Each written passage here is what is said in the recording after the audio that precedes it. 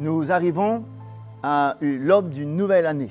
Je voudrais vous souhaiter une bonne et heureuse année avec le Christ. Je vous souhaite beaucoup de réussite dans tous vos projets, que Dieu vous garde dans votre santé et qu'ensemble nous puissions faire des progrès dans l'œuvre de Dieu. Nous savons pertinemment que le défi de cette nouvelle année, c'est pouvoir garder le bon dépôt. L'apôtre Paul dit à Timothée, dans 1 Timothée 6,20, « Garde le dépôt ». Nous savons qu'il y aura des temps bénis et je vous le souhaite en maximum.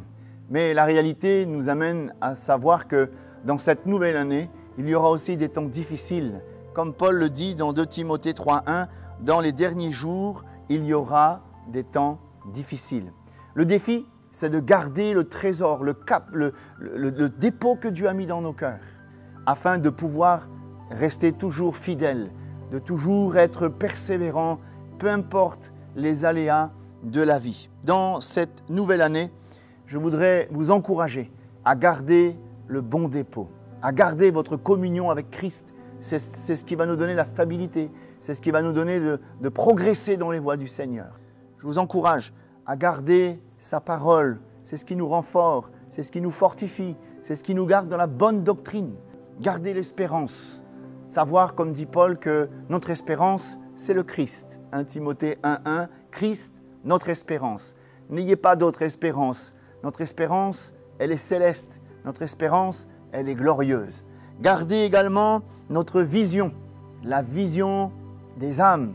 Je crois que nous devons être plus proches de ceux qui ne connaissent pas Jésus. Gardez la vision du royaume de Dieu. Nous devons proclamer que l'année 2019 sera une année de moisson pour le royaume de Dieu. Travailler au salut des âmes. Nous devons aussi garder notre enthousiasme. La Bible parle de garder la flamme du premier amour. Que dans cet début de nouvelle année, nous puissions de nouveau nous placer devant le Seigneur afin qu'il ranime cette flamme, être enthousiaste pour Dieu, servir Dieu avec zèle, avec courage, avec enthousiasme. Nous devons tout jeter pour le Seigneur.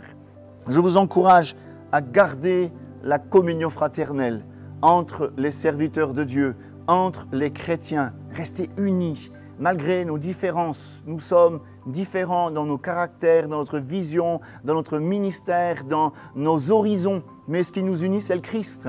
Et notre unité sera une force. Gardons l'unité dans le Seigneur. Et enfin, pour terminer, gardez un cœur pur. Car la Bible dit ceci dans le Proverbe 4,3, « Garde ton cœur plus que toute autre chose. » Et Jésus l'a dit, « Heureux les cœurs purs, car ils verront Dieu. » Que Dieu nous bénisse et que nous puissions garder le bon dépôt. Juste un dernier verset pour terminer. Avec Dieu, nous ferons des exploits. Que Dieu vous bénisse.